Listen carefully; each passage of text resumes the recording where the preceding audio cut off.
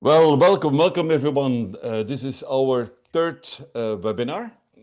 For those who joined our group recently, we are the Finding Dory group. We are a group of now, I think, about over 100 members.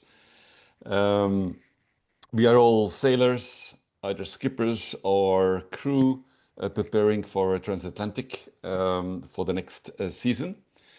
As usual, in terms of housekeeping for these webinars, we keep everybody muted during the presentation part, which is the first part of this webinar.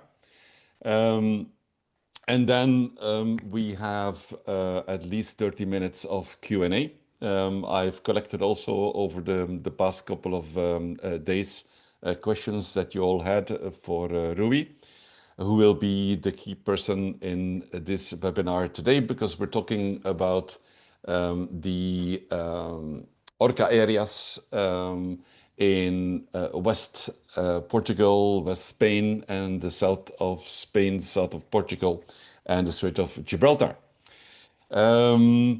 We are recording this webinar, and I'll share the link with you and the whole group after the webinar. We're assisted today again by Sammy, my old colleague and my friend, who will help me administrate a little bit the webinar. I'm joining you today from Belgium. Actually quite interesting because for me, because I spend long days in the video studio today because we're editing a documentary of our Volvo 65 team, our regatta team. So it's been a long day today. So if things go a little bit haywire today, please excuse me, but I've been up since quite early this morning.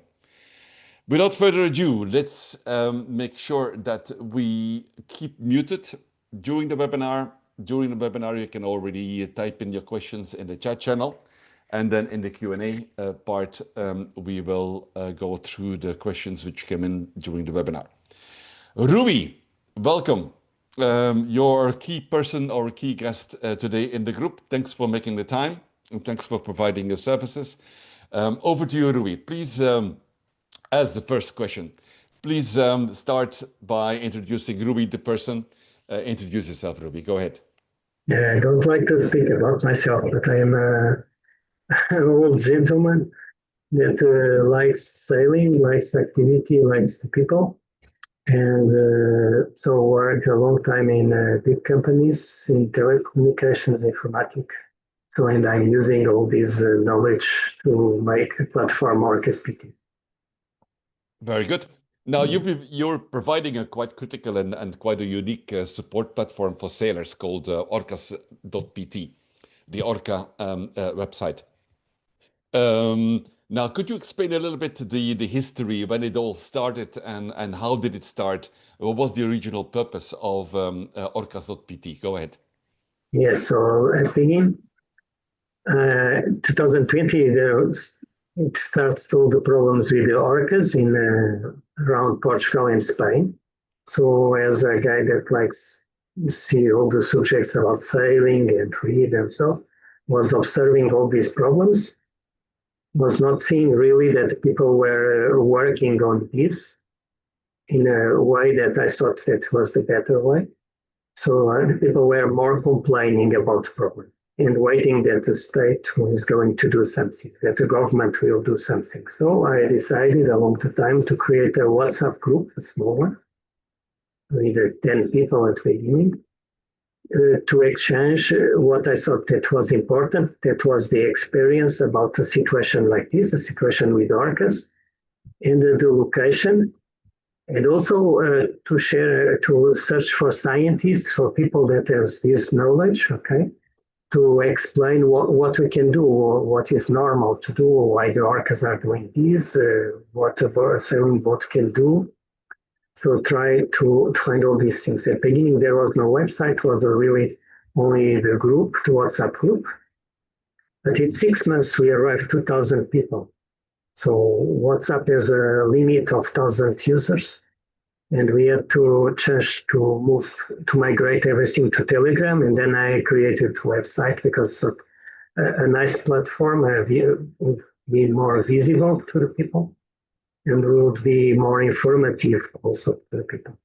So the objective was really to help the sailors that comes from totally different directions, like UK, like German, like Holland, like France, all these directions, Spain, local sailors, etc., in a platform, helping them to find a better way to sail in that area.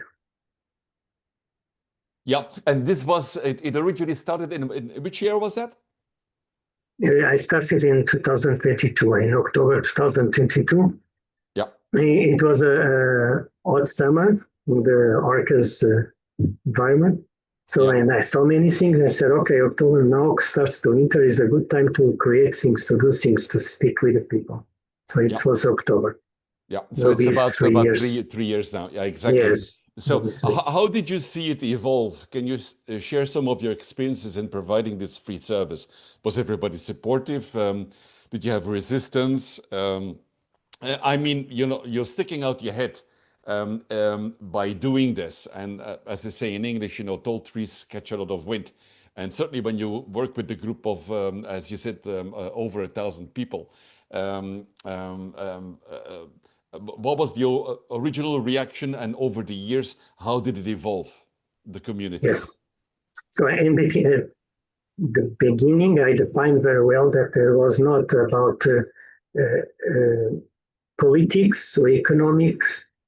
There was not the objective, and there was also not the objective to say something negative about the whales or about the people that are caring about these subjects, governments or whatever.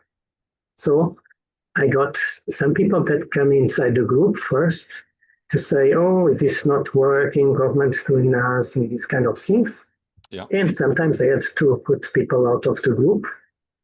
Sometimes people understand this is not focus. Focus is that we find a solution, that we help each other to find some solutions or some ideas, to change ideas. So it was a process, I can say, of education, let's say, of the Yeah. people and of filtering the people. So the people that were going there thinking, oh, now we have finally something that can make a manifestation, a demonstration against the government or the clubs or whatever, understand very well, no, this is not a place to discuss this kind of things in this way, political or whatever. The objective is really for a sailor. He goes out of a harbor, he sets a course, a route, and he wants to know what he can do. So, and along the years now, the people I think know me very well in the groups, and there is no spam, there is no guys making bad proposals. We kill the orcas, or we do that or that. Mhm. It's now it's okay. At the beginning, where there was some resistance, people were thinking, "Oh, this is coming now to from the part of scientific community first, also not very thinking there. This guy is coming to say sailors are going against the orcas. No, it's nothing to do with this.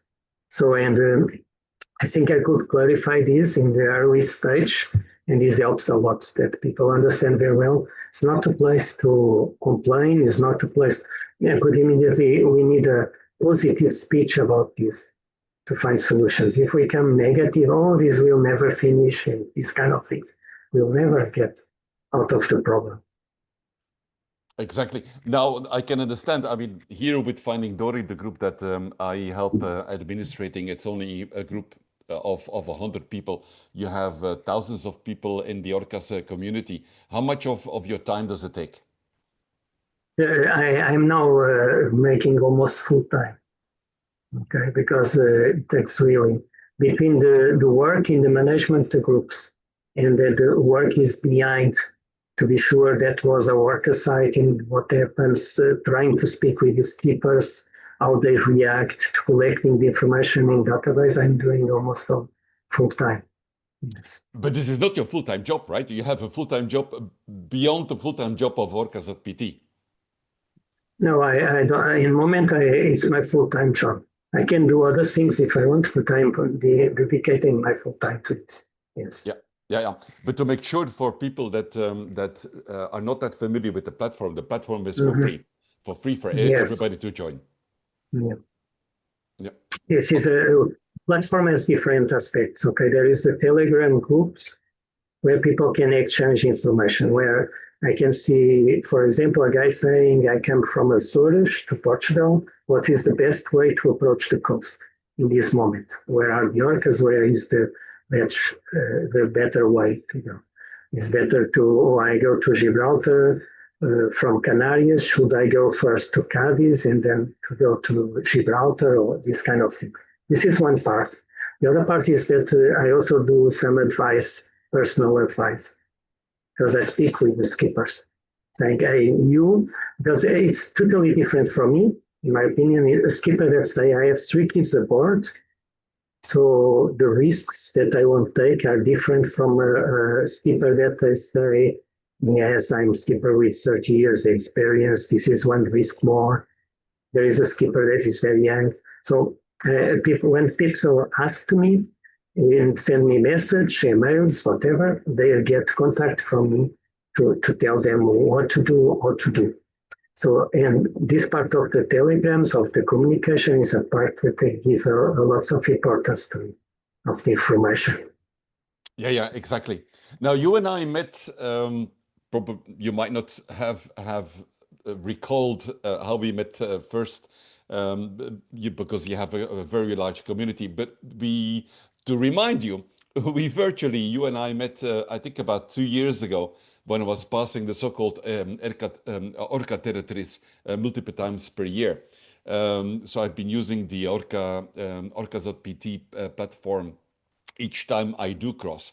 But for people who are not familiar with the whole environment, can you please explain from a high level, from a 30,000 feet view, the community? So you have several Telegrams groups now, and you have the website. What is the difference between the two, and what are the functions? Before we dive into the details of each. Mm-hmm. Can I explain that? So the website is a presence in internet that shows where the orcas are. Okay. Every time there is an event with the orca, and I can assure that it's a correct event and all this, I put in the website. This is the website. Then you have a part of resources, a sailor's corner, etc. The Telegram group is an active group. A guy now, for example, is in Bilbao and he wants to go to Brest. So he will go in the website. There is 2 groups. One is called Orcas Locations and the other is Orcas Info. He goes to Orcas Locations and he will tell, I'm leaving now Bilbao, direction of Brest. Okay. So with this information, I will follow him in the vessel finder, for example, knowing which boat it is. Okay. And people will know this guy is taking that route. There is maybe another guy in Bilbao that will take the same route. So this guy will also know that. Okay. Then in Orcas Locations, there is a sighting. There was yesterday, for example, a search boat has a sighting in Porto, near Porto, a little bit north of Porto, and they send me information, say, oh, look, this is the orca and this is the location. So it's in orca's location that I put this position. People know there is a sighting at 3 o'clock afternoon in this area. Okay, this is also in orca's location. This is a VHF 16. Short Correct. message Yeah, with information. exactly. Analog to channel 16, but Yes, specifically online on Telegram for the people who are transversing through the Orcas territories. yes.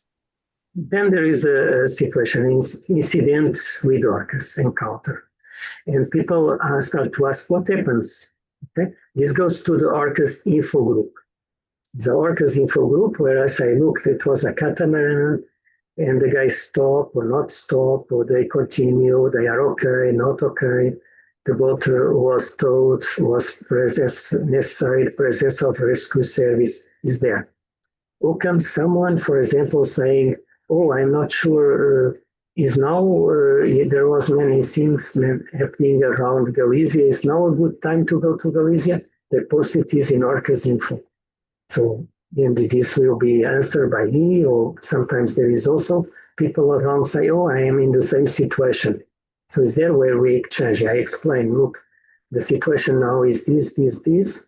By this, you can wait in the port a little bit time. If you wait now 2 or 3 days, the orcas will move or not move, or the forecast of the movement of the orcas is now they go to the south. Okay, this orcas info. This is the main groups that we have about orcas. Then we have groups of sailing, because I discover that people have doubts, very easy doubts here. If I sail to North Africa, is this a problem for my boat because my boat is from UK or Union European or whatever?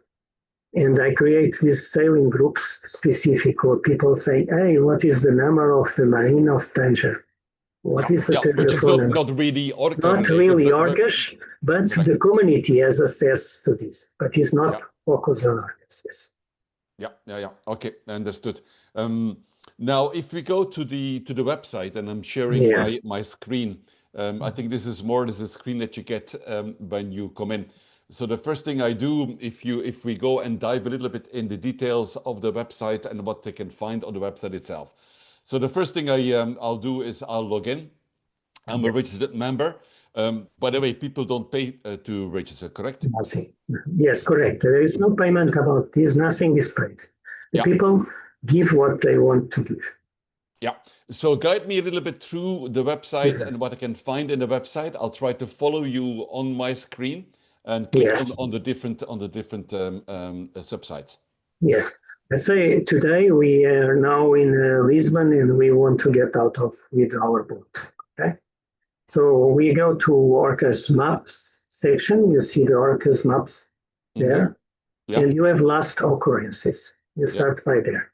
Looking, hey, is there any occurrence around Lisbon or something? You will see there is something in the west of Port Varzim, northwest of La Coruña.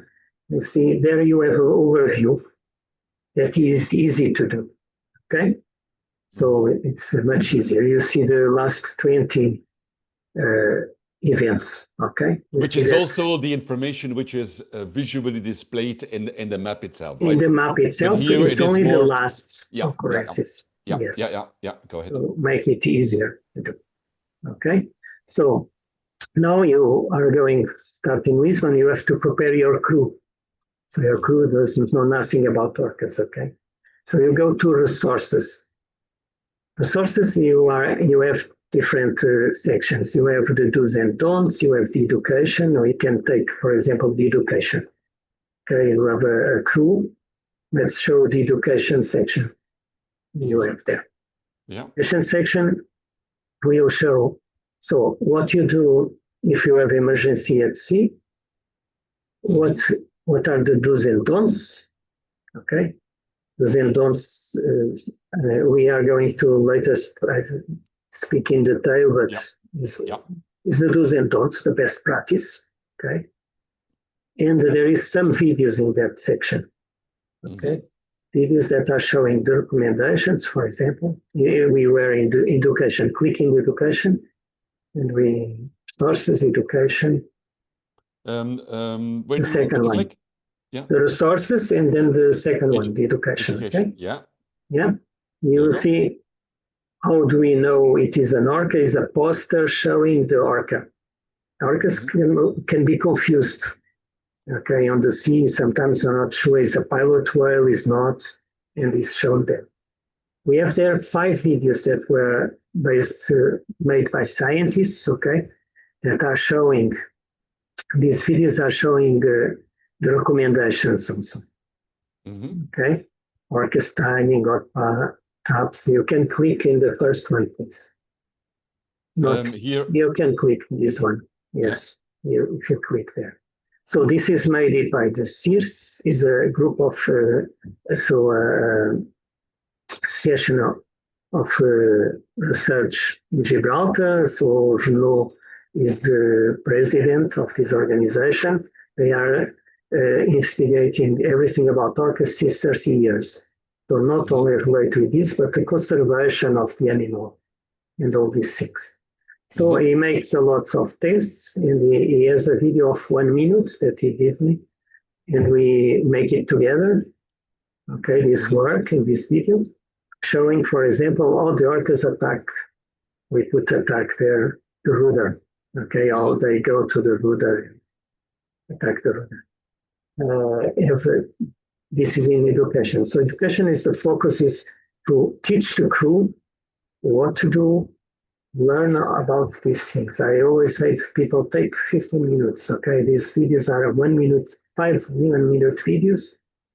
Okay, take 20 minutes with the crew to show what is this, what is this problem. Okay, then we have these let's talk about that are live videos.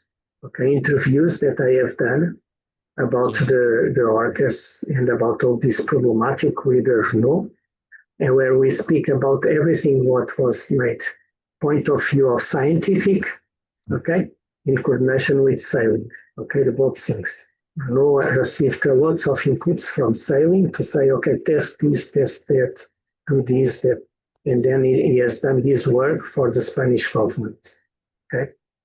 So what you find in this Let's Talk About Orcas is videos we don't like to talk too much, so we make 30 minutes videos, okay, where we answer questions, where we discuss subjects, where we make it's a nice talk, okay, we make it not formal, it's a really nice talk.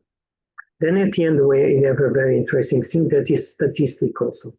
Statistic is where you can see what happens in these years, okay? Where they're the numbers, the main numbers, okay? This is the numbers of the orcas incidents since 2020, okay? Per month. Yes, per month. Okay. So these resources section is very important, I think, for a skipper to look, to lose a little bit time. It's not a time lost, okay? To check what to do in these situations, to learn a little bit more about your case, to answer to the situation, not in a panic way, okay? I have some skippers that are surprised. But I say, okay, if before you lost 20 minutes, 30 minutes, you are going to understand the problem without going very deep in the technique. It's more important. So I have another area, is Sailor's Corner, but this is sailors about so the radio avisos, there is the coastal warnings in English, I think.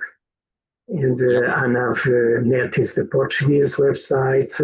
I have this about the tuna traps, because we have tuna traps along the coast near Gibraltar, where are the location of these tuna traps. Okay. And actually, the ocean race, I think in the ocean race, one of the boats caught a tuna trap and had to cut loose the tuna trap.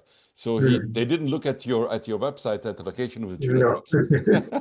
No, and it's funny because we had in contact with them with the ocean race, and now we are in contact with the Clipper. So that will start this weekend. It's very nice. And there is information, I call Sailor's Corner because it's more sailors and so. Yeah. About the apps is there, the apps related with the weather in Portugal, for example, or in Spain. Okay. Yeah. Then you have buy me a beer. So if someone likes what I'm doing, okay, I will be happy that this person is supported all this, because all this work, okay, there is a lot of programming about this. There is the websites that are paid. There is the database that pays everything, the hours of work. So if someone likes what I'm doing, can make a small donation, okay? It's not a lot. Then you have members area. Members area, you have the frequently answered questions. You have a flyer for Orcas PT. There is a flyer. If you see in your marina, there is nothing about Orcas PT, you can print this flyer and post it, asking the reception to put there. Okay. There's one very nice thing. You can click there in members fleet. It's nice. So now all these points that you see with the names are members of Orcas PT. These members are in a list, okay, because they give the MMSI, and we know where the members are. Why we want to know where the members are? Imagine there is something that happens now in Faro. The first thing that I do is to see which members are around Faro. Okay, and I will one by one, using Telegram, WhatsApp, whatever, contact the member and say, hey, look, there was a sighting very near your position. Okay, this is used for that. This is used for other things. That is the contact between members. Okay, yeah. Members knows. And Ruby, how do people submit their location? They give me only the MMSI, so the IS. Yeah, and you track them. And I track them. Yes. Okay. All right. And they give me this, and I track them. There is a situation that I would like to describe. More or less 2 weeks ago, a guy was in difficulties because he has an incident with orcas, and he was not having contact with the VHF. He was trying with VHF 16 to call someone to help him because he could not steering the boat. Okay, the boat was. And this was in which location approximately? Near Porto. It was very near Porto. Yeah. And the guy was sending messages that told me, hey, Rui, the orcas came here, destroy my rudder, my boat comes now in circles. Okay. And I'm trying to call someone, nobody answers. So I contact the Portuguese Navy, and I told them, look, that is this boat in this position. I had the position there. There is the boat in this position. This boat is trying to contact with VHF. Okay. Can you do something? And they immediately come in contact with him. Okay. And they help him, sending a rescue boat to tow him in the direction of Porto. Okay. At the end of the day, everything was okay. But to have a position in this, what I call Orca's PT fleet, was a very important thing, because for knowing, okay, there is this guy in itself. So this is for me one of the good things of this Orca's fleet that I find very important for the members. Yeah. Now, to make sure that we understand it right, so they give the MMSI number to you. Yes. How do you get the updated position reports from which resource? Vessel Finder, Vessel Finder. In Vessel Finder, you can create lists and you can make it work in this way, and they get positions. If Vessel Finder find the position of your boat, I will have it in this map. Yeah. So apart from giving the MMSI, then the rest is automated automatically. Yes. It's only what I have to do. Okay. Back to you. Yeah. This is now, for example, we see a boat in the left side that is coming from a source that was in contact with me today because he's a solo sailor. He is not sure that he's going. He thinks he goes straight, but he said, okay, I want to have as backup some ports near Galicia to be sure what is the best route in this moment. So I told him what I think from the orcas movement was his forecast, and what is when he is near the coast, what will be the best way to go, and we keep in contact. Yeah. Go ahead. The rest of the website. So there you have special offers. That is, if during all this time I could contact with some companies, okay, to make discounts for the members, okay. So if you are in Marina Alcaide, so in Gibraltar, okay, it's the Spanish Marina, La Línea, you get 10% for the stays, okay. So my objective was that members has also something nice from all this. If someone wants to make a certification in Algarve Cruising Center, okay, I know that people are paying a lot of money to have a license for the boat, okay, to sail. they can do it there, and they get also 10% of discount. So we have some companies called partners, friends, okay, that are helping us. Okay, also transport companies, okay, that help us because transport, there is some incidents with transport companies, okay. They are transporting too fast, let's say. They cut all the way. They don't respect the risk management rules, okay. And that I spoke with some companies, say, hey, you want to be a partner? Is say yes, okay, I will be partner, and I follow the rules, and this I give to the members the possibility to contact them.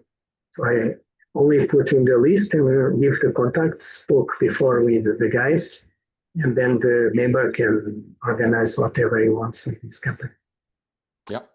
And there is a part that I don't want you to show me here, is the Telegram links, and I am going to explain how it works, okay?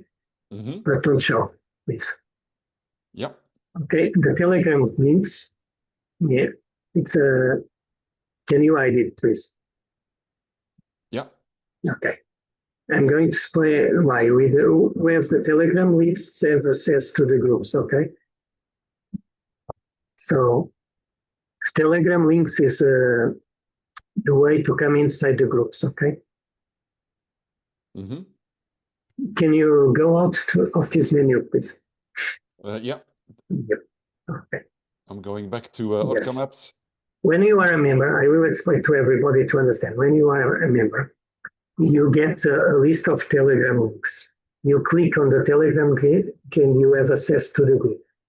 So if this list was open, I would not have 4,000 people. I would have 40,000 people coming from everywhere, making spam, creating problems, trouble, making everything. That's why this list is staying only for the members. Okay. Yeah.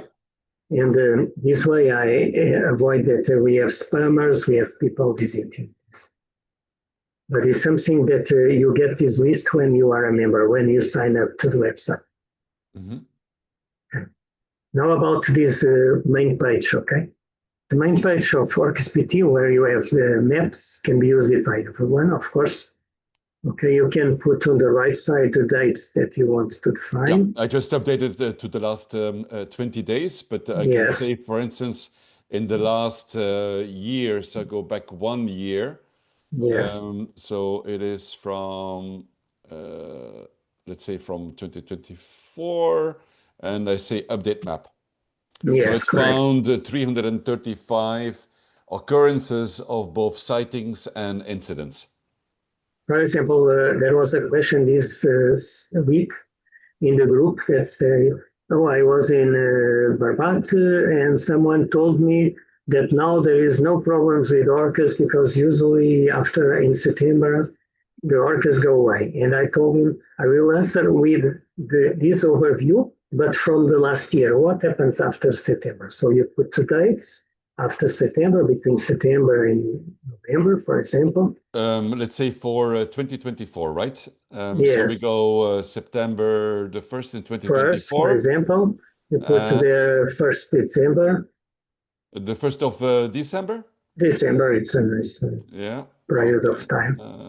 Okay, coming.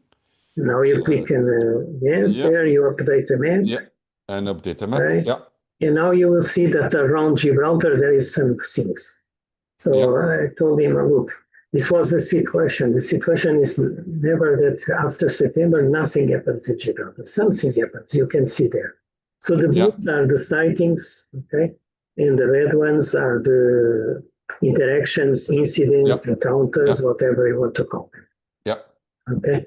But this gives an overview what happens last year. I think it's very useful sometimes because people want to sail in the winter, or we have now people that are going to the south to cross the Atlantic. They go usually in October. And so this gives you an overview what happens last year. We never know that there are some things that orcas repeat, okay? And the areas where they are, mostly they repeat the areas when we see the area in big size, okay? They repeat. So this to give an overview of the during the time slot. Yeah, just a reminder in terms of housekeeping, if people have questions that pop up during the presentation and the discussion part between Rui and me, please put the questions or the remarks in the chat channel. Okay, Rui, back over Yes. to you. So the idea is that the last 20 days is a button to say you can today, for example, is also a button to make a fast button, let's say. But we can see now that the activity the last 20 days is very concentrated in Galicia. Okay, we had something in Cadiz also. There's a group that is now in the south. That is that group. Okay, and if you click over, you can click over a red one, please. Choose one The red one that you want. Yes. yeah. And now you click over the coordinates. Yes. You are going to have a nautical chart. You can make it smaller. You can see the deep. You can see more information. Is the open sea map. But some people were asking how deep it was, where it was from point of view more nautical. So, and I make it okay. It's a Google, but here we have more detail where this happens. Okay. Yeah. So now you can come back to the other one.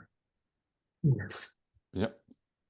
But I don't see who, which vessel reported the incident, right? No.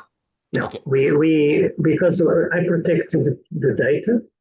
Yeah. In the point of view that not all the sailors want to know by many reasons. Insurance, by knowing, not all the sailors wants to know that my boat had a problem, whatever. Yeah. And by this reason, you never can see there is no relation between the data and the name of the boat. So it's not possible to see. Okay, and we'll come back to that a little bit later. Yeah. Very good. Now, if we leave the website itself for a moment, and we go back to the main topic. Now, orcas and their interactions with boats and yachts. The first question that comes to my mind is that it seems there's hundreds of orca pods worldwide, but there only seem to be a few pods that interact with yachts. And they are concentrated in the area that we focus on right now. Why are they interacting with the boats and the yachts? And when they interact, often resulting in damage to the boats. Why? Yeah. So we cannot ask to the orcas why. So we have to trust what the scientists are discovering, what they are learning, what they test. Okay, so scientists say that orcas sometimes get boring, okay? Like the kids in a restaurant, like the dogs when a bicycle passes. And when they are boring and not hunting tuna, and there is a boat passing, they see, oh, what a nice thing to touch, to see, to watch, to play, okay? They see the rudder moving and they go in the direction of the boat. They say, the scientists say, if they are hunting and eating tuna, they don't care about the boat. They are busy. It's more important than the boat to hunt and to eat. But if they don't have nothing to do, and especially the youngs, they go in the direction of the boat. Okay, it's to play in principle. Okay, the way. I see. At the beginning there was there are still some discussions because there are people say no, they are revenge. It's a revenge against the society, against the boats, against what doesn't matter, right? It's not. The animals have not this spirit of revenge like we have. This we know not only from the orcas, from the animals in general. Okay. Yeah. So doesn't matter. But we come in the playground in the area where they were. Okay, I say they have a group, they have an area about 2 miles around them, and they saw that there is something moving. Let's see what it is, and then is a boat. And then they start to push the rudder one side, the other side. Rudder is a weak part, and many times breaks immediately. Some rudders are only a weak part, half of it, right? And breaks only this half, and they can continue. Then we have lots of boats, wooders, everything. So this is the reason why they do it. Probably is really a game, a playing game, when they don't have other thing to do. That is more important than that. Yeah, but again, there's hundreds of orca pods worldwide, and there's tens or hundreds of thousands of yachts worldwide. Why specifically does it happen in this area that we're concentrating on Okay, so in the southwest of Europe? so the orcas are different. Even there are many orcas. Okay, this is a specific group, specific by the location, but also by the DNA, by the also the size of the orca. Okay, Mm-hmm. these are Iberian orcas. Okay, this is a group that is between 30 and 40 orcas. Okay, so the behavior of orcas in different places is also different. Some scientists say it's like humans. They are very intelligent. They are in the water like humans. Humans are different also from place to place. So there is no justification that why happens here and not in other places. Nobody knows. There are some theories, but nobody knows really why they choose this group of orcas choose to do this thing. As people can say, oh, lots of traffic in Gibraltar. No. Yeah, yeah, Other areas have But also it's other traffic and so. exactly. Yeah. Now, There's no. if I'm correct me if I'm wrong here, but I Mhm. think there's three main pods Yes. which seem to be interacting with yachts. If I remember well, there is a pod which is active in the south of Biscay or in the Bay of Biscay. There's one in northwest of Spain, Portugal at the moment, and we can see it on the Mhm. screen with the red incidents reports. And there's one further south in the Gibraltar Straits. Is this Yes. correct? There's three main groups. And where are these main groups at the moment? Well, the website probably answered it for me because right now I have the display of the last 20 days. So I have right now I have quite a few reports in Galicia, in the north of Portugal and well, the northwest of Portugal and northwest of Spain. And I have, I think, in the last 20 days, one in the very south of Spain.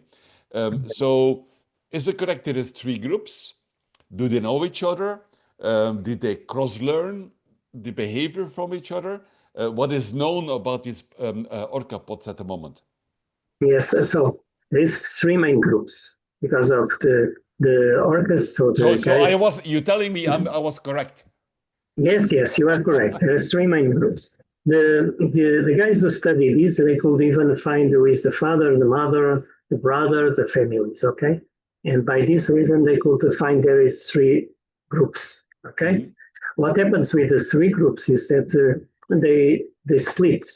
You know, let's say that you, your brothers, your family do a group, but today your brothers go alone, yeah, to do something, to do party in other place. So we have Yeah. now in Galicia, for example, a group that we know more or less the orcas, and in a few days they divided this group divided in three groups, Mm-hmm. also by coincidence, but and they went in different directions around there. You were in a circle of 10 miles. You had three different groups reacted, probably Mm-hmm. after they come together.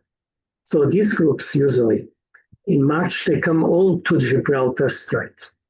Okay. Okay. During the year, the winter, special winter, they go in different directions. Okay. But in March they now we know the groups because we count the number of orcas. There is some pictures. There was a searching boat that makes now a very good work there in near Vigo, making pictures. And it's possible there is some catalogs. It's possible to identify which orcas, which groups. Mm-hmm. But it's like this: the orcas can surprise us, and from a group, they can go in another direction, two or three. Usually, you don't see one orca alone, Yeah. right? But they go two or three in one direction, two or three in another direction, then they come back. Mm-hmm. Yeah, it's the way they move. Yeah, indeed. Now, for me, a key question is to avoid contacts with the orca pods that are interacting with yachts. It's a bit like malaria. I mean, the first thing Mhm. is try to get not to get stung by mosquitoes. Yes. So probably the first advice to sailors is avoid the areas where orcas are the orca pods that we know are interacting with boats are active. So, what would be your key recommendations? And this is important for us as sailors. What would be your key recommendations? And maybe they differ for the pot in Galicia, the pot in South of Biscay, the pot in Gibraltar areas. What are your key recommendations to avoid sailing through an area which is known to be an orca active area? So scientists study very well with the tags, with some cameras that you can put in the orcas. They study very well what is the area where they move. Okay, and there is a video in my YouTube channel that shows they are mainly between the 20 meters and 350 meters. Okay, this is And where that's where they, normally the area that they hunt and they feed, right? yes, they Yeah. hunt, they eat. Is the area also is also related with the tuna, where they find the tuna. Tuna don't go out of this area very much, and so this is immediately gives one rule that is stay inside the 20 meters deep. Yeah. So Okay. avoid the 20 to 300 meters deep. Yes, at least. Yeah. Okay. So this verse rule. After the, if you say, but I can go to 400 meters, no, be careful. There is no, the orca will not say, oh, I have here 400 meters, I go to around. No, she goes straight. Even if it's Mm-hmm. 1,000 meters, she goes straight. Okay? Mm-hmm. If you have the bathymetrics like you have in Portugal, where you pass from 1,000 meters to 200 meters in 1 mile, they don't care. Okay? Yeah. So there is another rule passing in the coast of Portugal. We saw with all these observations, sightings, incidents, that if you go west of 10, longitude 10 west, okay, there is Mm-hmm. no incidents. Okay, this makes us to create, let's say, two rules in two lines. In west coast of Portugal, Spain, Galicia, if you go 10 west, there is nothing there. There is no risk. You I mean cannot say there 10 is no degrees risk. west. You mean 10 degrees west, 10 degrees west, sorry. which is more or less which depth? Depends on the area because, like I said, Sure. bathymetric is also changing. You have the canyons. You have canyon of Nazaré. You Mm-hmm. have canyon of Lisbon. They have different. So you pass very much from 1,000 to 3,000 to come back, and so. But it's a line when you put all the incidents in a chart and Yeah. say, okay, I want now to draw a line that nothing happens until now. Is that Yeah. line? Yeah. Okay. Yeah. So if you avoid these two areas, okay, Mm-hmm. you will see that you are, let's say, in areas with less risk. So Mm-hmm. inside the 20 meters or in 10 degrees west. Mm-hmm. Okay. So So I put, by the way, by you talking, sorry to interrupt yes, you, yes, Rui, I put yes, for the last 2 years all of the incidents yes, and the location of the incidents. yeah, Yeah, so I'm looking at the west of Portugal and the west of Spain. Yeah, go ahead. So, yes. sorry to So interrupt you. if you choose one that is more in the left, you will see what is the coordinates of the Hmm. point. Yeah. You see 9 degrees Nine, 42. yeah, which is So I'm in the saying, extreme. You said normally yes, 10 west. 10 west. So you Yeah, are, yeah. you I'm see, I'm looking at another one. It's 9:32. 2. So this is the two lines. So this is the first thing to do. This go in areas where go inside the 20 meters or very outside. Yeah, This one yeah, is the main thing to do to avoid orcas. And the yeah. thing is, we there is many discussions about this, but the objective is to stay in areas that we can say areas where there is less probability to have the orcas, okay? Correct. Yeah, Okay. no guarantee, but less No probability. guarantee, okay? Because Yeah. people say, oh, but I had a problem 37 meters deep, or I have 20. Yeah, I have and you recommended to do 20, yes, or something yeah, like this, yeah, okay? No, yeah. it's probability. We are here reducing the risk. And now the risk that you want to take depends on you, on your crew, on your boat. Mm-hmm. What is the size of your boat? What is the characteristics of the boat? What is your crew? Like I say, if I have kids on board, I will think different. If I am solo sailor, I will think also different. Mm-hmm. Yes, things. Yeah. So for the west side of Portugal and Spain, it would be either stay 20 meters or below, or 10 degrees west and further out. Of course, Yes. for this coast, certainly in the Galicia side, 20 meters depth is very, very close to the coast. Anything specifically for the Biscay? Biscay, there are two rules that are very important, okay? Mm-hmm. So one is fishing boats. If Yeah. I see there is a group of fishing boats, okay, I look in my IS and I see there is a group, I go away of these boats. Mm-hmm. Because these boats have, if there are orcas in Biscay Bay, where they will be? They will be near the fishing boats. Correct, because the fishing Okay. boats fish the prey Fish. of the orcas. Yes, so Yeah. go away of that. Okay, this is important. If you want to cross the Biscay Bay, try to go outside as possible. Yeah. Not inside, because the orcas will, if you make a line from Brest to A Coruña, you'll see that the orcas will go inside this line. Yeah, yeah, mostly. Mostly, okay? There is 2, 3 exceptions, not really many. So try to go outside. If you go inside, they stay in the bay usually. Why? Because in the bay.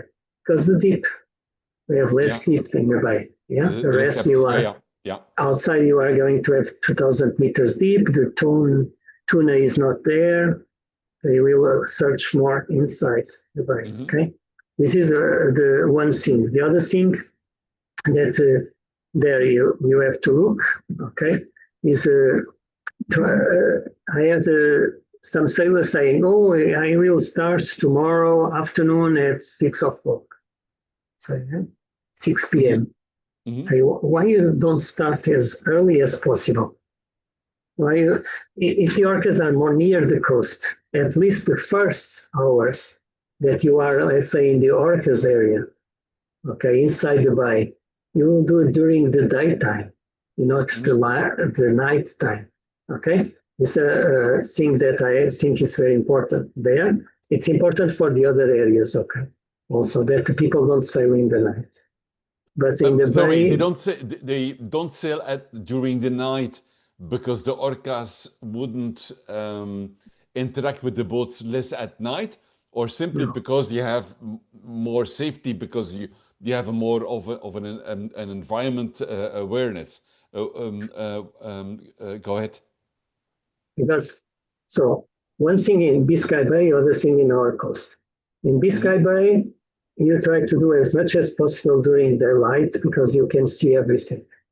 If the orc approach you, you can see. If you can react, you are usually all the crew are there, not only one guy doing night shift. Okay.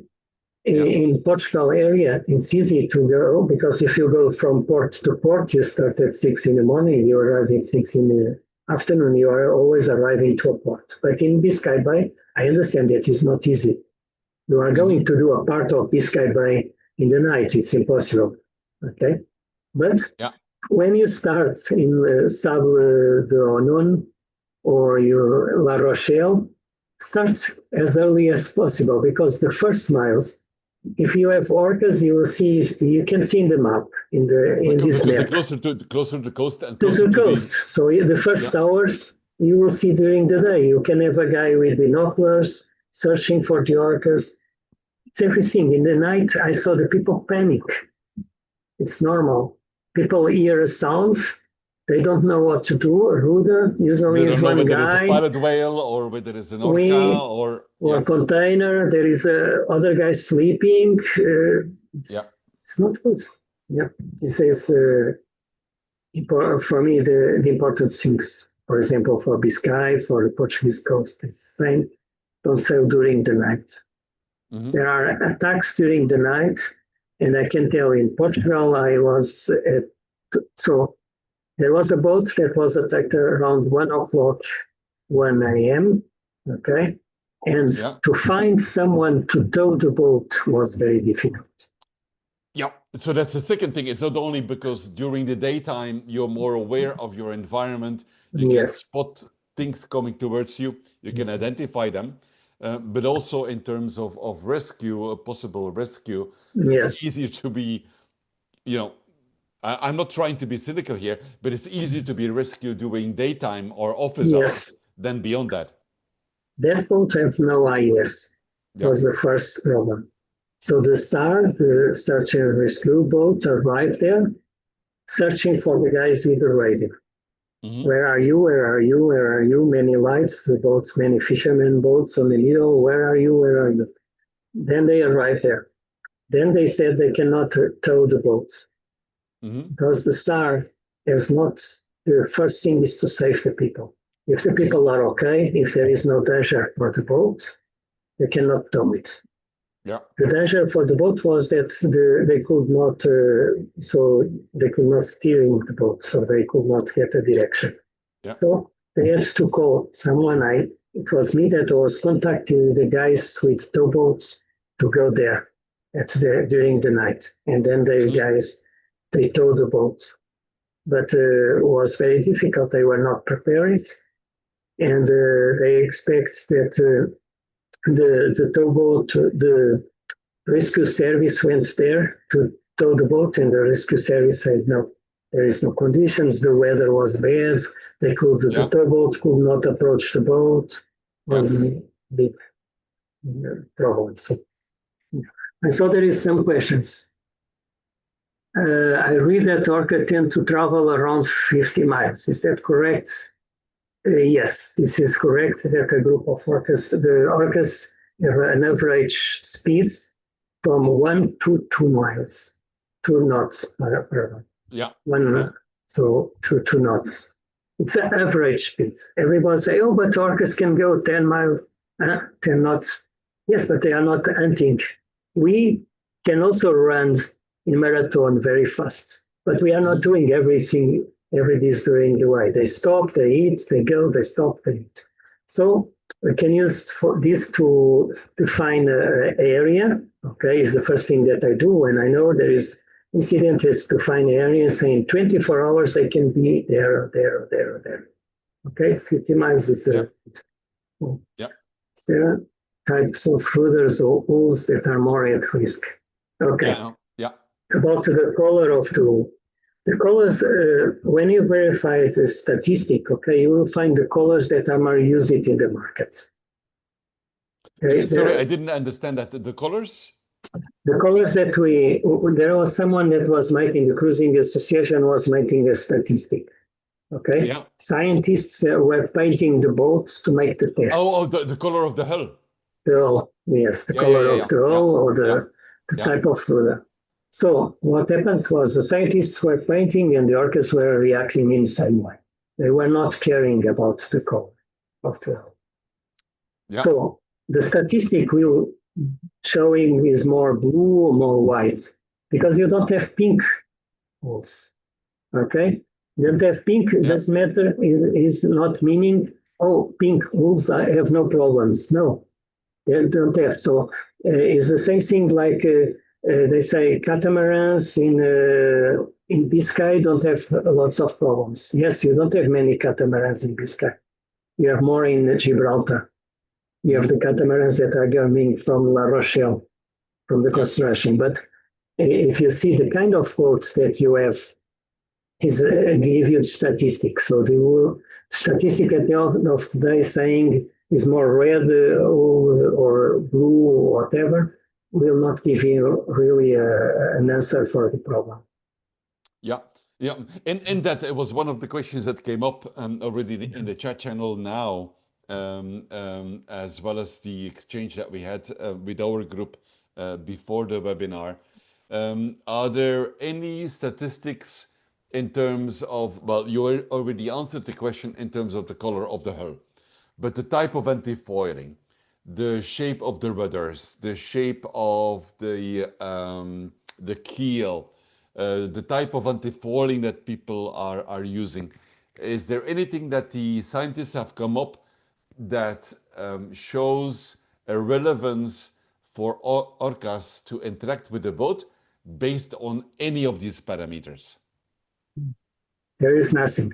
I had a boat, a 50 meters boat that had now suffered an incident. Mm-hmm. Nothing happens to the boat. It could continue because the orcas were there, but it's a big boat. Yeah. Cannot say 50. It was the first 50 meters boat that I saw.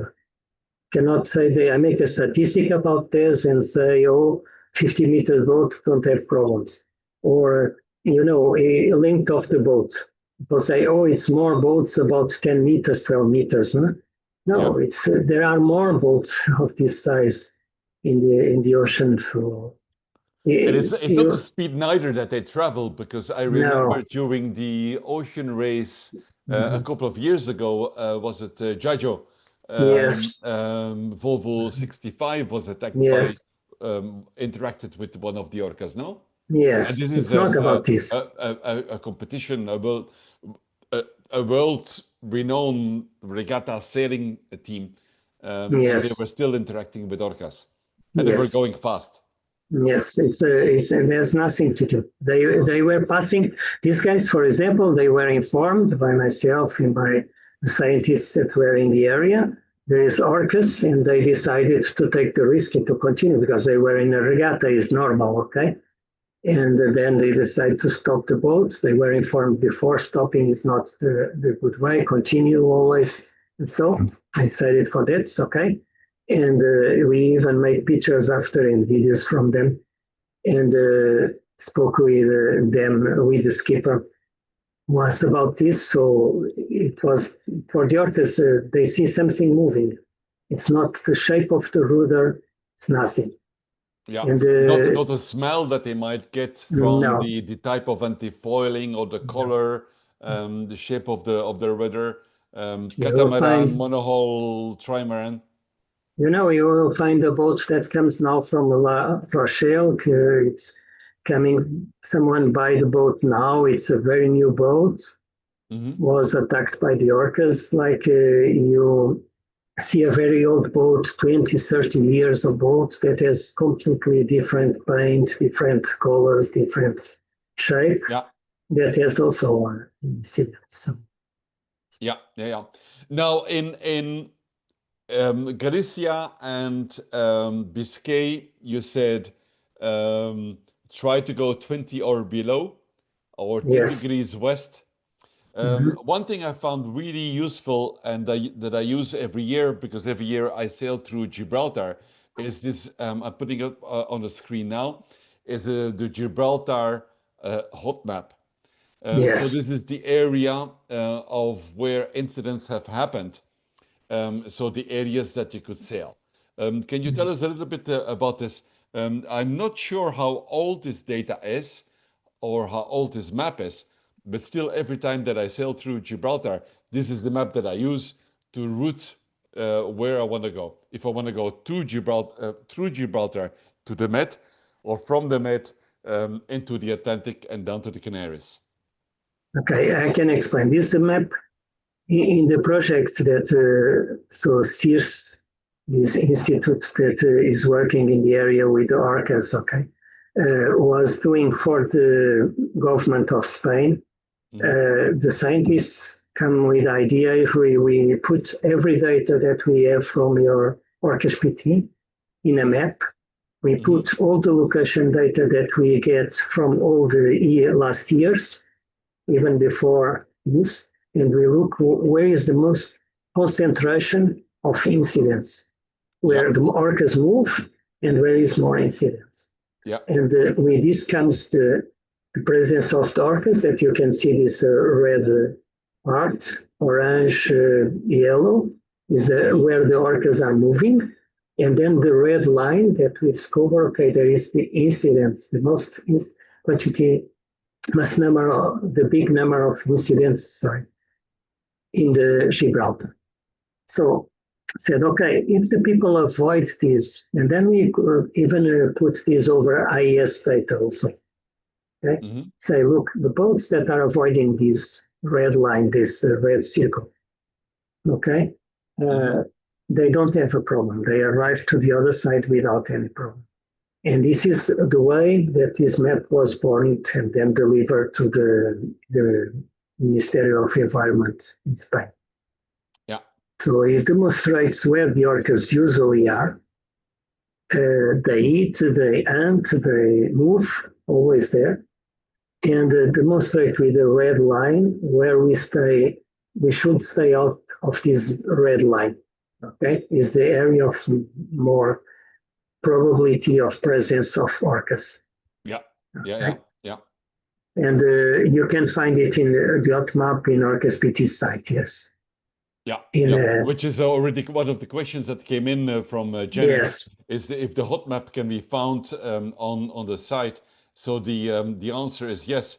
If you go to, if you go to Orca's map, and is there Orcas maps, and there you will find, you click there, yeah, and you reach Gibraltar Strait hotspots. Yeah. So the answer is coming from the north, yes, from the UK, the Baltic, North Europe. You stay very close and going into the Med. If you go from the Med towards the Canaries, as many people in our group will do, you basically stay very, very close to the Moroccan coast, and you go into the Atlantic, but stay north of the Moroccan coast, very close to the coast. I want to say about Morocco's side. Okay, Morocco's side we find a very big risk, and I can tell you why. Because Cap Sparto, you cannot stay inside the 20 meters, Cap Sparto. Yeah. Okay, and Morocco, so if you go near Tangier, you see how many boats are hunting or are fishing tuna. Okay, sure. Yeah. So we call that the McDonald's of tuna, for the orcas, the kitchen, orcas kitchen. And we think, so in our perspective, that there is a big risk to go there if you go to Canaries. Okay, you have that risk. You have risk of the nets. You have lots of nets there. You have the risk of beyond rescue. the orcas, you have other issues. So yes, so everything together. I had a problem. There was a boat there that was catched by a net. Then the workers were near and used the opportunity that was stopped. Okay, and then he had a problem with the rescue. The Navy told him we can go there, and he said, "No, I want to go to Spain. I want a rescue from Spain." We pay 10,000 euros to go to Spain because the rescue was coming from Spain. Why? Because there is not really boat yards for these situations. The EU boats, the boats from European Community has to pay taxes there if you stop there. There is a lot of problems around. Okay, so the orcas is a big problem because they are hunting there. Okay, they are eating there. So our recommendation for boats that goes to the Canarias is you follow to Cadiz, all the coast from the side of Spain. Yeah. In Cadiz, you go about 20 miles west, and then you go south. You go around this red line that you see in the map. Okay, this is the thing. Yeah. Yes. Now, if we go into the worst case scenario, you've done everything by the book and the recommendations to avoid contact. But now the worst thing happens and you have contact with the pod. What are your key recommendations, what to do or what not to do when you have interactions with the pod that interacts with your boat? Okay, the first thing to do is that switch motor on, full power, and leave the area. So we Okay, switch full power and leave that area. This yeah. is the Okay. playground of the orcas. Okay, the Yeah. orcas are there. You are in this moment obstacle, something that is there, and they will play with your rudder. It's matter if play, but I believe in play. So Okay, they get out of the area. get out of the area. People say, "Oh, we cannot run away from orcas." We are not running away of the orcas. We are leaving the area. Mm-hmm. Okay, we are not, and orcas will not follow us to the Caribbean or whatever. Mm-hmm. They will follow us certain time. Mm-hmm. Okay, but the orcas will not. If you have a group, a pod of 10 orcas, you are usually having 2 or 3 that are caring about your rudder. They will follow your boat. The others, the mothers, and so they stay there. So these youngs, after 1 mile, 2 miles, they lost the communication with the big group. The rest of the pot, yeah. The rest of the pod, and they come back. They say, "Hey, what I'm doing here? My mother is there." Okay, and they will come back. They will quit from the boat, and the boat goes. This is one thing. The other thing is about. Imagine you have your boat stopped. Okay, your rudder is a small thing. Is a little thing. It's a weak part. You have 6 tons. Okay, coming against the rudder. Of course, the rudder breaks. Okay, now you have moving. The orca will not reach your rudder in the same way that she reached if you stopped. It's more difficult to reach. You are moving a little bit to left, to right, you are moving. And okay, orca is more difficult. The difference in speed between the orca in that moment and the boat is also less. So it's difficult for the orca to break the rudder. Okay, so if you have possibilities, leave the area. Yes. Yeah. Yeah. Okay. This is the first thing. The other thing is it's about preparation, okay? And I had some weeks, 1 month, I think a guy had an incident near Galicia. Nothing happens to the boat because he reacts in the correct way, he makes everything. But they said, before I start, I make a drill with all my crew. So everybody knew what to do in that moment. Okay, this is very important because you don't get this panic that you get if you see the orca now touching your rudder, forcing your rudder, okay? Is one thing. The other thing that is important, if you are in an area that you know there are orcas near you, okay? Because yesterday something happens in the area, avoid to use the autopilot, okay? And why avoiding the autopilot? Because autopilot reacts to a push of the orca, also pushing in the same way against. So this forces the rudder to break. Okay, this breaks the rudder first. The autopilot supports all the fixation of the autopilot, and then is the boats that were sank. Is there where is coming the entry of the water? Okay, it's coming from the part of the support that breaks. Okay? So a little bit, I know that we have many sailors now comfortable and they make autopilot all the way, are not more interested in steering the boat and going in the rudder. So if you know this is an area with a very high risk, hey, don't use the autopilot. Okay, that area. I think there was a question I see there. There are some discrepancies between OrcaPT website and GT Orca's app. Okay? Yeah. Okay.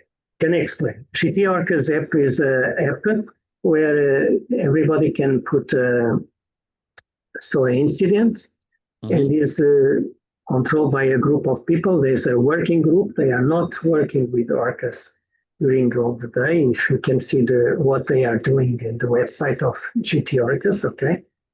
And can happen that they have a different way in comparison with my way of doing the things, okay? Yeah. So I am in contact with the Portuguese Navy, with the Spanish, with the rescue service, okay, with fishermen associations, with clubs. And I get information from them, from the Yeah. boats, from the fishermen, from the sailing clubs, from everybody. And I go behind the information. Okay. So if I now, for example, someone said near the coast of France there was a sighting, I don't put a sighting immediately. Yeah, Unless immediately. Yeah. I know that is 100% sure. I ask to the person, are you sure? Do you have pictures? Do you have videos? Okay, I study this. If there is research boats in the area, okay, like in Faro, for example, in Algarve, I speak with research boats and they say, I go to the position to check what happens there. And they give me feedback. And then I put this information. So my information, I cannot speak about the way the GT Orcas app is doing the things because I don't know. Okay. But my information, I really care about the correctness of the information, The validity. Yeah. the validity of Yeah. the Yeah. information that are So your correct. Okay. validity, to make sure that people understand, because this has been a discussion over the past couple of days on our group. An incident is reported. How do you Yes. validate the data before you keep it on the website? Okay. For example, I have a report here from one guy that reported an attack north of Cadiz. And the guy put in the coordinates in GPS that was 6 degrees east. So when I saw this, I said 6 degrees east is not north of Cadiz or sink. Okay. So I start to see strange. But maybe the guy make a mistake. It was west. Okay. So I checked, communicating with the people that were during the day making observation of statues there. Okay. There was a sighting there. Is there possible you pass that area, that position, or whatever? Okay. And this give me information. Say, no, we are there. There was dolphins, bottlenose dolphins that are very big. Or there was pilot whales in the area. So this is important for me. Okay, the characteristics of the report is very important. In this case, it was really a fake report. Someone make a fake report because there is a description. He makes attack by vivere, reaction attack by vivere. It was a fake report, so it was not really to lose time. But the characteristics. And what did you do to verify the data? To verify this data. So I contact the person, I contact the boats around the area, okay? I contact the Portuguese Navy. When he's in Portugal, I contact Spain. I contact the rescue service. Did you have any activity there? No activity. The fishermen's associations that I have in my network, okay? Because fishermen are the most source of information. Yeah, they know everything what is on the sea. Okay. So I contact more source of information. Now depends on the areas or what it is. Okay.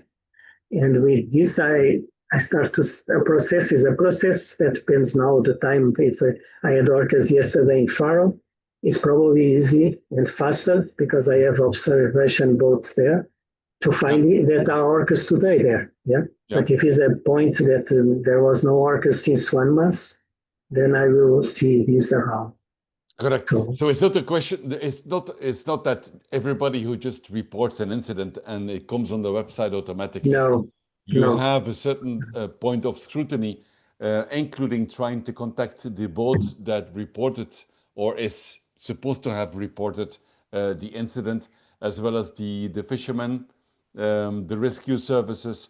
I think you told me the marinas in the area, whether they received the boat that was damaged. If you will go to the website of the Portuguese Navy, you will find the data from Orcas PT there. Okay. There is data, so we have a relationship. Okay. So that's why. And technically, I can explain. The reports are one database. What you see, the locations and all these things is another database. So I have manually to copy, to convert from one to another. to avoid that I make a mistake. Mm-hmm. It's not possible. It's not automatically. It's not click, click, click, and it Yeah. works. No, it's not. Yeah. There, and this is a bit of a tricky question. There are quite some yachties that have underwater bangers or small explosives on board. Mhm. Some have bags of sand to pour out, as it seems um, to disperse the pot. Some prepare to have an electric grinder that they run against the boat hook and then is held against the hull so the noise adverts them. What is your advice? Okay. There is first thing. Let's start by the things that are forbidden. Okay. Let's Hmm. start by the explosives, the petardos in Spanish. Hmm. Okay. The explosives are forbidden. Yeah. First, you have one problem. So you have something that to put. You have to light. Okay. What is in a boat difficult? You have waves. You are in a stress situation. The orcas touch your rudder, and now you are thinking, okay, I'm going to light something that will explode. Yeah. Okay, to send to the water. When in this moment you are already losing time Yeah. because you should already going to leave the area. Okay, Hmm. if you go now from this point and you want to leave that area, in 5 minutes you are away. In Yeah. 20 minutes you are more than 1 mile away. 5 knots. Yeah? Yeah. So you are losing time. The other part of the you are damaged. There is a damage for the orchestra about the sound, about the noise, about the functions of listening. Okay, it's dangerous for the orchestra. Okay, but I'm speaking now from the perspective of sailing. It's not a good thing because of that. You have a boat, is a British boat, was last year that sank. The guy sent these kind of things everywhere, okay, and the boat sank. And Hmm. after he comes to the internet, to the news saying, "Oh, but I try everything. I try everything. What was wrong?" Hmm. Because he stopped the boat, because he was sleeping when was passing Stop the that boat area, while the recommendation is not to stop the boat, but not to stop the get boat out of the area. of the area. So he stopped the boat. He used that thing. He tried to come back, so make a movement, rewind against the orcas. So everything what he makes, it was not working. Guy was not prepared. He get in panic, so he lost the boat. Some experience also that the guys that are using these orcas will come in 20 minutes Hmm. after some time. The noise will disturb the orca goes away, but they will come back. Hmm. Okay. And it's not sometimes also, they don't come back only to say hello. Okay. So Yeah. this happens sometimes. Then there is the pingers. Pingers are also not Thing authorized. is the small Small, explosives. yes, small device that you put in the water that emits a sound. Yeah. Okay, Ah, that yeah, yeah, yeah, yeah emits a sound, and usually is used in the nets to avoid the dolphins goes to the net. yeah, yeah, Okay, yes, but the thing is that some people think it's for dolphins, it's good for the orcas. No, is first is completely is forbidden because what happens? This device emits a sound. Okay, this sound is to say to the dolphins or whatever, hey, there is a net here. yeah. Go away. Okay, is to inform them there is a net. Hmm. And what happens is that the dolphins knows there is a net, there is fish. I go there, I catch my fish, and they are catched in the nets. And Yeah. this is the reason why they are forbidden. Okay, because they were for this, but they work in the opposite way. Now Hmm. and with orcas is the same thing. You can see a video in YouTube, my YouTube channel, where was test pingers, and the orcas comes to play with the pingers. They found With the this fingers. Yeah, the yeah. noise interesting, and they start to play. So this is the two things that are forbidden. Okay. So about the sand and all these things, people react in the way they find that is more useful in the situation. It's normal. Okay. And sometimes people throw sand and say, oh, it works. But they didn't stop the boat. It works because of the sand or because they didn't stop the boat. Because the boat kept Okay. on moving. Yeah. These things. Okay. So we cannot say there is, let's say, one of these things that is working 100%. No. Works sometimes. Yes, but works sometimes because of what? And this is the thing. Some time ago, a guy was saying, oh, I will put diesel on the water. Yes, but this will work. First, you are making pollution, what is completely forbidden also, but is going to work? If it works once, it was because of this or because you live there? Yeah, exactly. Because nobody will stay there waiting for the orcas, and now I put sand. Now puts this. As an experiment. Yes, no. So this is not a solution. So everything, the time that you are trying to put the sand, you should steer in the boat. You should go away. If a guy say, "Oh, I put music of AC/DC or something," okay, let him put music of AC/DC. This will not make and it will not be maybe a they like the solution. Beatles, or maybe they like the Eagles, or maybe they like Bruce something. Springsteen. But at the same time, you're also moving out of the area, etc. Yes. So no, nothing that you can prove. Yeah, but Ruby, it might be a stupid question, but as the pods are interacting with yachts are pretty well known at the moment. You mentioned before in the webinar, the mothers and the fathers and the kids by name. So even if we get videos from them interacting, we know exactly who they are. Now, why can we not track the location of these pods and these orcas interactively? I mean, there are many projects worldwide to track turtles or whales or orcas or even birds with satellite trackers. Why is there no way to track these pods and individual orcas who are known to interact with boats? Because that would make our life much more easy, no? There is different things. There is the political side, there is the ecology side, okay? And there is a important side that is the way to do it is put a tag in the orca, okay? When you put a tag in the orca, it's not, it's a dart, it's an arrow that you put in the orca, okay? This will hurt the orca. So it's not something that to be used every day to put. Then there is a duration of this device.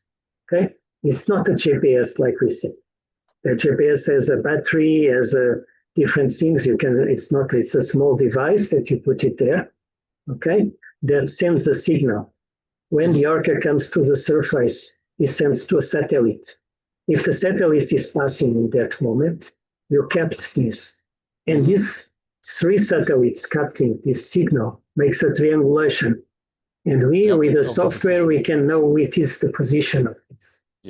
So this has time of the satellite, has all this. And one of these tags, maybe it works only 2 months, 3 months, okay, or less. When we have this, there is a project. In this project, we had tags in the past, and we are going to have more tags possible. The government has to give the approval for the tags, and the information will arrive to OrcasPT and will be shared with the community, okay, of the location. But it's not something that you can put in internet. There is people who are afraid that if you know well where the orca is, someone goes there and will kill the orca. There is many complex things. You can have a tag that works only 2 weeks. What are you going to do? Put another tag, put another tag, put another tag, these kind of things. There's many things around the utilization of the tags for this. And restrictions on its lifetime. Restrictions, yes. So the scientists use this to know what usually is the way they do, how they go. Well, I explained to you, all scientists knows that they go between 20 meters and 350 meters because they put tags, they calculate what's possible to terminate this pattern, this pattern. Okay. So it's this kind of things for scientists, science investigation. But it's the same thing. You don't have today also in our maritime traffic or in a vessel finder the containers. You know, Yeah, you don't have also GPS in the containers. That when you have containers in the sea, everybody say, "Oh, it's a pity," but when you have boats sometimes that are floating abandoned by someone in the sea, they are staying there, but nobody is putting something.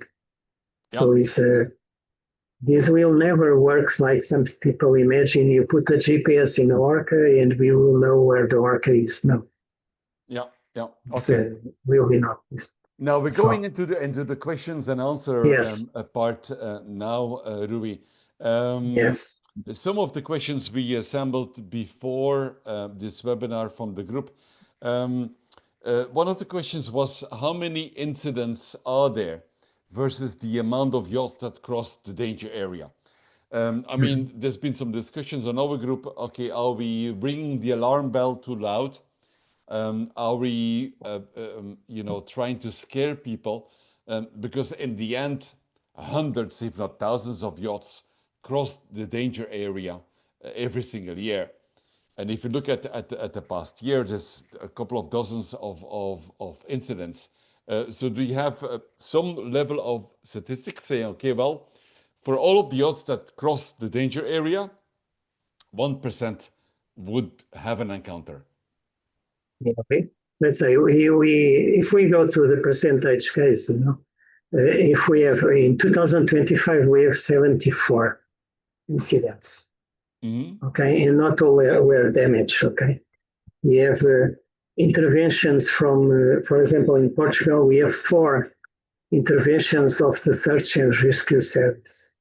Hmm. It's nothing if we see the statistic, okay?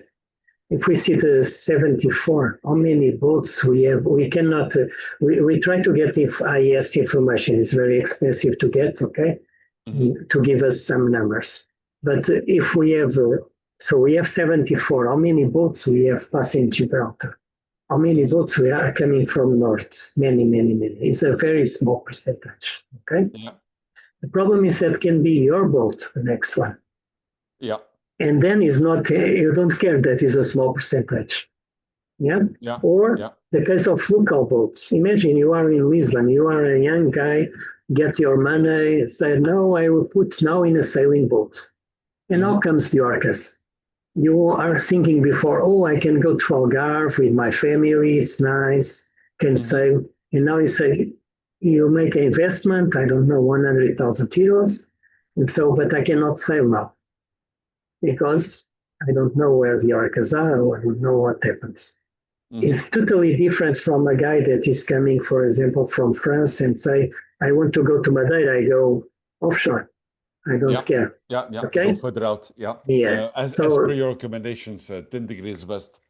yes. So what I mean is that according with statistic, it's very few boats if you compare with this. When the people say why insurance is doing nothing, yes, because for them it's not a problem. If they have 74 boats, okay, that they have, and I'm saying from the 74, not 74 damaged boats, okay. Many Yeah. of these boats were going without any problem. But Yeah. if you have this, comparing of the boats that they have with containers, with the big whales, with around the world, eh, insurance company will do nothing. Okay, Hmm.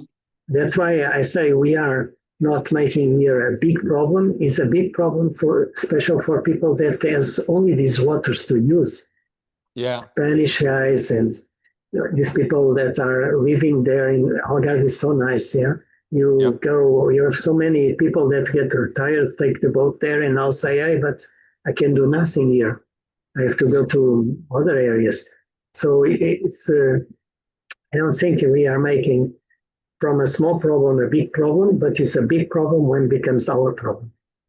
Yeah, Yeah, exactly. it's In terms of problems and the frequency of problems, are there high seasons for a higher risk of interactions? Summer, autumn, yes. winter, spring, The and also Do interactions happen more often during the day or during the night? Okay. First question, May, June is a very complex month, Hmm. special Gibraltar, because the bigger concentration of orcas there. You have all the between 30 and 40 orcas are there. They go in March, they come back, okay, and they are all there around. And you have many, many boats going out of in Gibraltar, okay? Then Yeah. you have the month of August starts to be less. September, October, you have now IRC, you have many people that are going, Yeah. to the Yeah. Yeah. races, to That's the the preparation of the crossing. transatlantic. Yeah. Yes, this sometimes increments a little bit. We have done a good work with IRC, and they are very well informed. They are in contact with me all the day. So lots of boats are respecting the rules, and so we could reduce the numbers of problems. Even the boats coming from a source, there is the IRC that is coming from a source to Lagos. Uh, so we passed from 2023 where we have 146 cases, so incidents with the orcas to 109 in 2024, and now we have 74 until now. Let's see how the rest it is. But so April, May, June is the worst months, and then the other months is because the number of the boats. Yeah. Yeah. There's more occurrences of interactions because it's just Because more boats. Yeah. yes, more boats. So about day and night, there is no difference, okay? The Yeah. difference that you will find in statistic is because you have less people during the night Yeah. sailing in Yeah. the Orcas Yeah. waters because people understand it's a risk. Yeah. Yeah. Yeah. They follow And your that's the advice. Okay. Well, if you can sail during the day, don't sail during don't the sail, night. Yeah. Yeah. Yeah. okay? Yeah. Where we had also some incidents this year, we noted in April, was with the boats that are transported by companies. Hmm. Okay, people that have pay a company to transport the boat. And Yeah. if you are paying a company to transport, the guy will want You mean to ferry the boat? You hire a skipper to move the boat from A to B. from A to B, Yeah. La Rochelle to the Meds to Yeah. Marseille to Yeah. Yeah. whatever. Yeah. And these guys are cutting. They are going straight ahead. They are not thinking, I can go 20 meters. Okay, I will go always straight. Yeah. I don't Yeah. care. Shortest route possible. Yes, and we find from the 14 cases that we had in April, okay, we had 9 cases that were transport company. Yeah. Okay, from the sunken boats that we had, also there are 2 boats that was the same company that was also not caring. Was informed there is orcas near Cap Sparto, Yeah. and they didn't care because they can't. They don't have time to go Yeah. around. Yeah. Yeah. They need to Okay. deliver the boat in time, and that's it. Yes, and they don't care and they go straight. When there is a problem, it's the owner problem and the insurance. It's not their problem. Yeah. Yeah. But during the night is the same thing, is only that you have less boats Yeah. Yeah. Yeah. sailing Yeah. during the night. Yeah. Yeah. Exactly. And then the question from Jenny and Chris on the chat channel. They say, well, I read that the orcas tend to travel around 50 miles per day.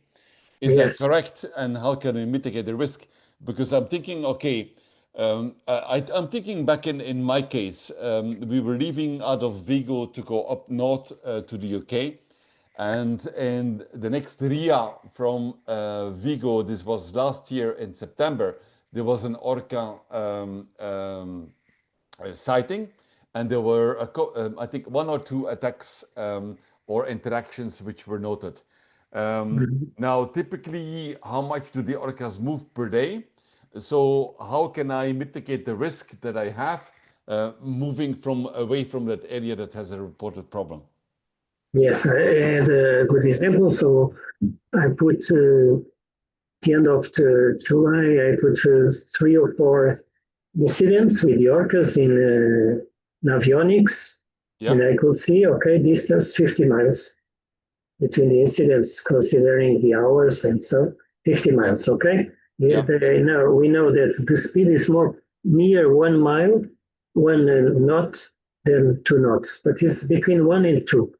They go slowly, they eat, they stop. There is older orcas, young Sorry, orcas, okay? between 1 and 2 per day, typically.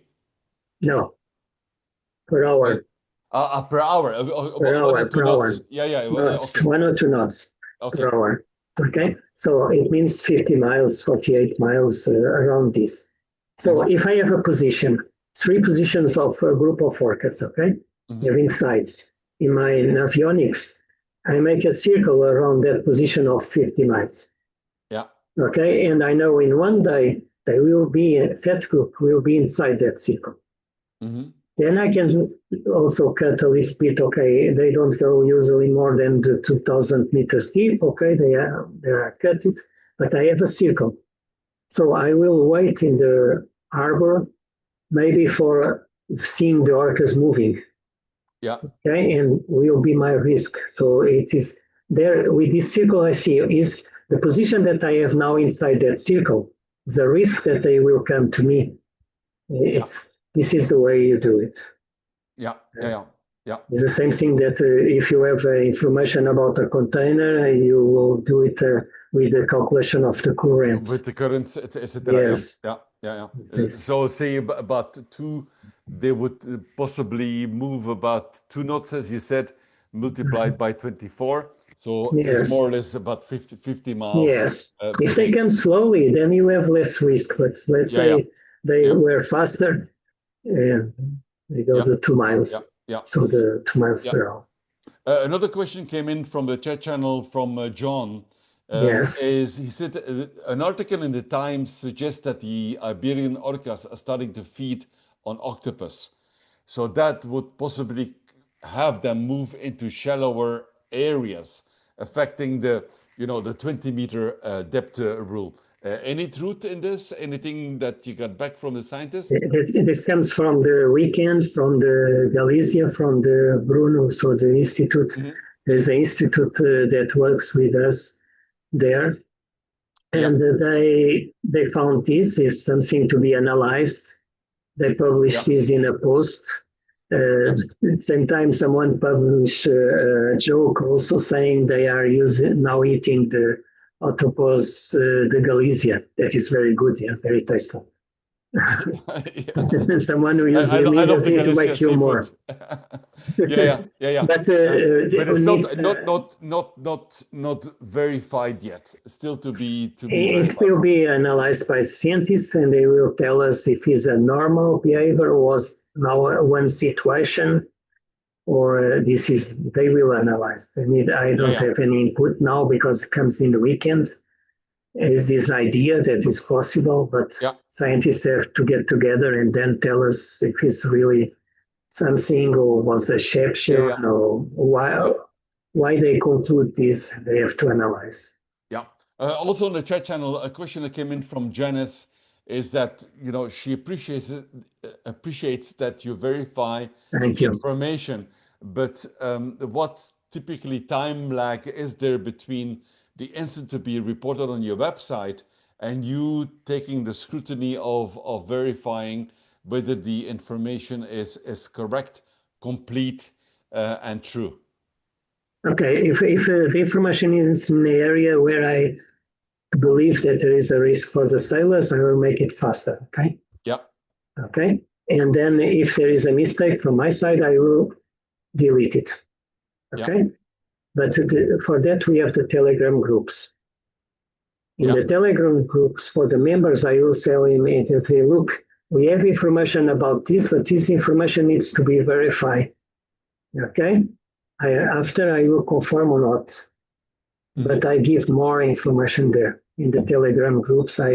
People are, let's say, 100% with my information. yeah, In the website, in the maps, I posted when I see there is an area. This area is 90% probably possible that there are orcas there. I will first tell the people be careful, and then if it's yeah, necessary, I take it out. Okay, yeah, yeah, but it depends. Okay, yeah. I this is why we don't use the artificial intelligence. It's a real Yeah, yeah, yeah, intelligence. yeah, yeah, yeah. Because I think the last time that we spoke, when we were doing the dry run of this webinar, you were saying that somebody sighted orcas somewhere. I think it was close to the Balearic Islands, but you had no reports before, so you were doubting whether this information was correct or not, because there were no other sightings before. So verifying information depends also of the environment, whether there were Yes. sightings and incidents reported before. Yes. If there is a boat that reports an orca that passed near the boat, very near, and there was no interaction, no interest of the orca, for example, about the boat, okay? Mm-hmm. So I will take more time maybe to verify that, okay? Yeah. But I don't see a big risk for the sailors because Yeah. that boat was near the orca and nothing happens, okay? Yeah. So if in this case, if there is an interaction that was communicated to me and comes in an area that never saw there or something, I will in the Telegram group say I have their Yeah. information, And it but might take a little bit more time to verify then. yes, I will Yeah. take more time. If a guy comes now with a stupid idea to say that in the River Tejo in Lisbon there is orcas, then I will have contact with my friends from the observing boats. We Yeah. have observer boats there to discuss with them what you think. You were there today. There was dolphins around. There is pilot whales. What happens and these things. Or if someone communicates a sighting, for example, Yeah. and there is a very bad weather in the area. There is not one sailing boat in the area. Yeah. Yeah. I will ask the rescue boat, is there sailing boats around? The rescue people will say, no, there is no sailing. There is, we have no strong winds. And so it depends, okay? But in sailing, in the Telegram groups is where we are better informed. Yeah, indeed, indeed. Rui, we're coming close to the end of our webinar. Yes. I summed up the questions that we had from the group that were prepared already before, and then the questions that people have asked me, and then the stuff in the chat channel. I want just for a few minutes leave the channel open. If anybody wants to unmute and to ask a question to Rui directly, now is the time. Just unmute and ask the question.